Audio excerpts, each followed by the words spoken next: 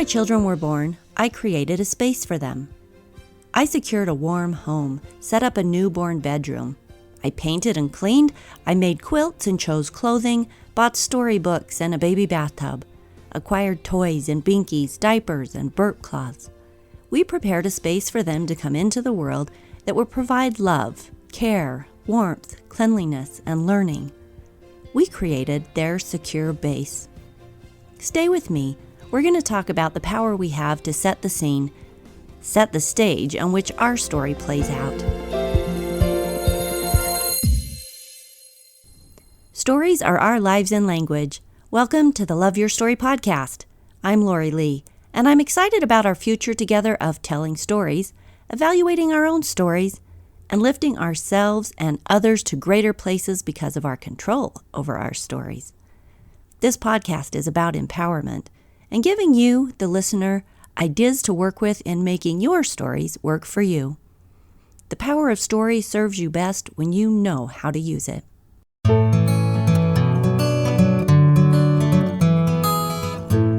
This week, we're discussing the building of our spaces in the world and how that affects us, our families, and everyone close to us. When I was newly married, like really newly married, still unpacking boxes into our first little apartment, I was so nervous about being domestic that I called my aunt to get her opinion on if I should buy this little copper teapot that I'd found at a department store in the mall. It was pretty groovy, but I wasn't sure about creating a home. "Sure," she said. "You're creating a home, a space for both of you. Your husband will appreciate what you build." Okay, I thought. And I bought the teapot and I placed it on the stove. It's hard for me to get back in that 24-year-old mind. I'm not certain what I was so nervous about. But at the time, domesticity was not something I aspired to. Since then, I have come to love the responsibility of creating a comfortable, clean environment that's filled with things that make me happy and have meaning to me. A place that provides safety and comfort for my children, my friends, and any family that decide to stop by. I keep the kitchen bright, the candles lit, the floors vacuumed, and my selection of hot cocoa, tea, and cider at the ready. I don't have that copper teapot anymore. I'm not sure where it went. I also don't have the nose ring that I had put in when I had my first son, also an attempt to fight off domesticity. It's been a process. I want to talk about this subject today because I don't think it gets talked about much. It's something we do. Some of us do it on purpose. Some of us just sort of live where we're dropped. Some of us are too busy with life to focus on how we're setting up the scenes our lives play out in. But I think purposeful living and the power that comes in creating atmosphere and space is something worth a 20-minute conversation. It's the basis for many of our stories. Scene and set, I think, can make a big difference in the energy of the story, the happiness of the characters, and the delight in the space that you control. Spaces of light or darkness. I got to the point where nesting, creating the space for my child to come into the world, was rich and purposeful. After that initial preparation of my son's baby room, we still continued to this day to create space for one another. Every day it's still going on. We have the power to create all types of spaces. Imagine spaces of creativity, possibility, spaces of love and warmth, acceptance and support, spaces of learning and work, struggle and overcoming. Humans also create some pretty horrible spaces for each other. We so easily create spaces of stress, of unrealistic expectation, of bitterness and revenge, of depression and abuse, of chaos and filth, of crudeness. Geez, our options range from all the negative influences and emotions we struggle to manage to the light-filled spaces of love, joy, and possibility. Here's the point of today's podcast. You and I have the power to create the set our life scenes unfold in. We have the power to create a space around us that nurtures love and acceptance of the people in our lives. We get to set the scene for our story. We do that in lots of ways. It's not about money and what you can buy to surround you. Most of the really meaningful parts of creating scene are about purposeful creating. One of the things to consider is that the things you let into your home also create those spaces of light and darkness.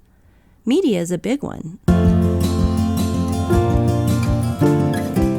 TV shows, Netflix, cable, music, YouTube, video games, all these things set a tone, a mood, an energy. You've listened to hard, crude music, and you know the energy that creates. Compare that with something that creates positive energy for you.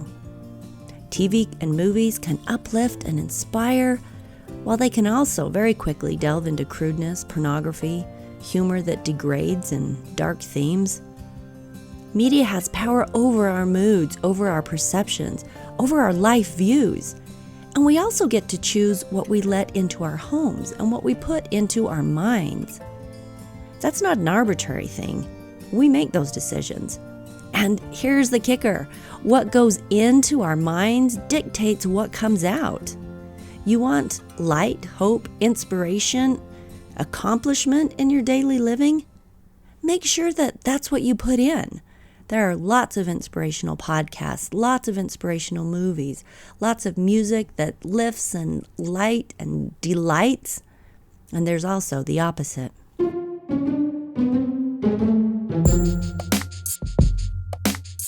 The stuff.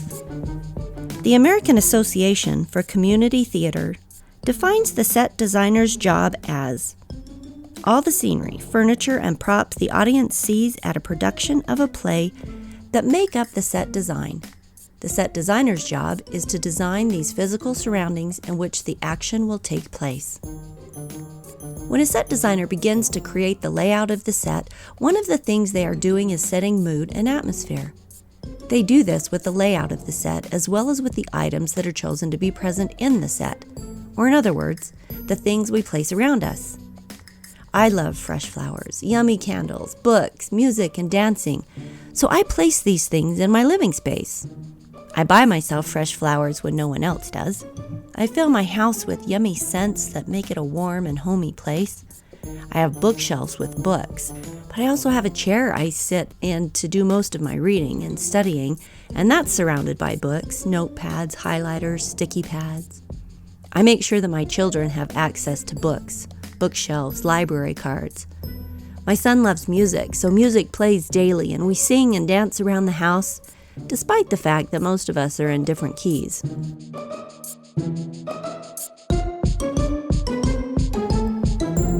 When my children were growing up, I subscribed to Kids' National Geographic magazine for them every year.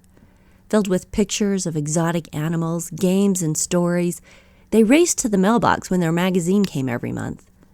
I provided them with reading materials, games, and excursions, so they had positive options to choose from. This was my choice, something I actively designed and created. I think that's where the power of this discussion comes into play. The simple realization that we have the power and responsibility not to be passive users of our space, but to create spaces around us that are filled with things that have meaning to us, that reflect our values and the values we want to pass on, that make us smile because we love that painting, that super soft couch, that chai tea that we always keep stocked in the cupboard.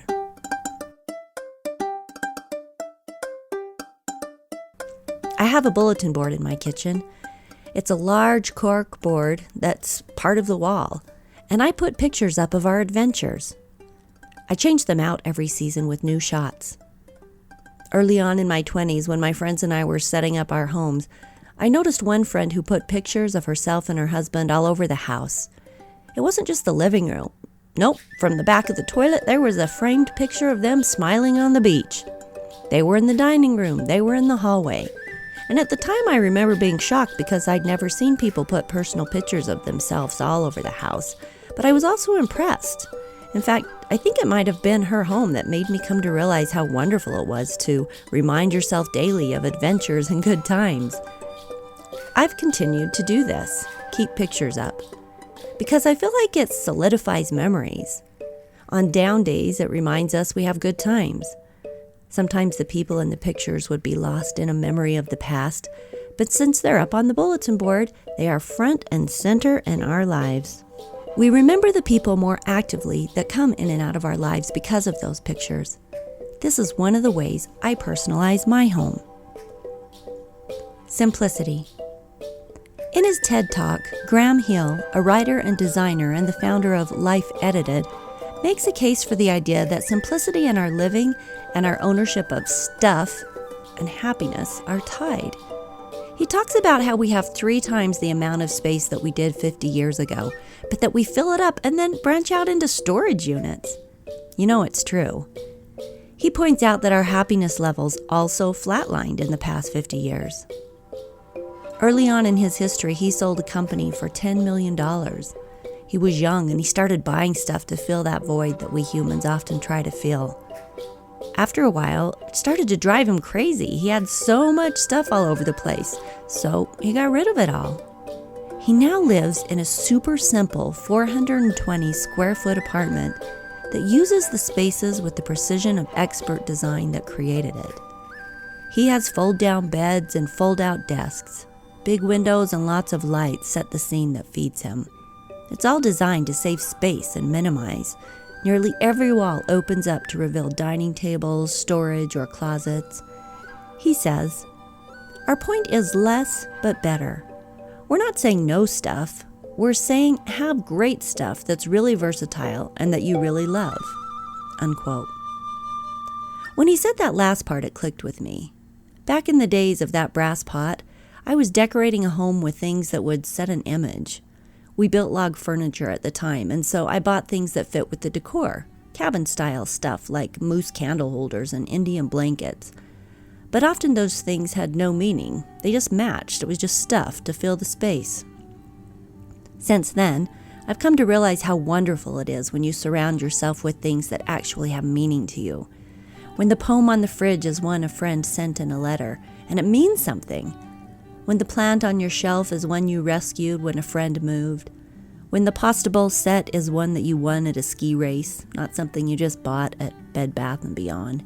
You get the idea. You know what I'm talking about. When you surround yourself with things that have meaning, that remind you of people and experience that are about your life, then the scene you set is all yours. Like Graham Hill, I'm a firm believer that less is more. Our energy is tied to the things that we own, that we have a stewardship over. 20 years ago, when we sold our house to travel around the country for a year, we dumped everything in storage. No matter how far we traveled, I could feel my tie to all those belongings. It might sound weird, but I really could actually feel them. And every time I clean out and haul boxes to Goodwill, I feel a release of that energy. I think there probably is something to Graham's argument that simplicity and happiness are linked. At the beginning of January, in episode 15, called 5 Challenges for 30 Days, one of the challenges was to get rid of one thing a day for 30 days. It's a fun way to start cleaning stuff out that you don't need, and if need be, maybe replace it with something that you really love. Let's refresh the main points from today. Number 1, we create the settings our lives play out in. Number 2, we determine the light and the darkness of our space by what we allow into it. Number 3, we are blessed to decide what stuff we place around us and what stuff has meaning and is more satisfying than just plain old stuff. And 4, keep it simple. I'd love to hear your thoughts on creating our living spaces because I feel like this is a flowing conversation. I've shared some of my ideas and thoughts, but everybody probably has a different take on this. What's worked for you? What hasn't? Go to www.loveyourstorypodcast.com and go to the Contact Us page or leave your comments under this podcast. We can keep the discussion going, and I'd love to hear more ideas. In the meantime, have a great time out there this week. Pay special attention to the scene that you're setting in your home and in your office, in the spaces around you, and set a scene that works for you. We'll see you next week on the Love Your Story podcast.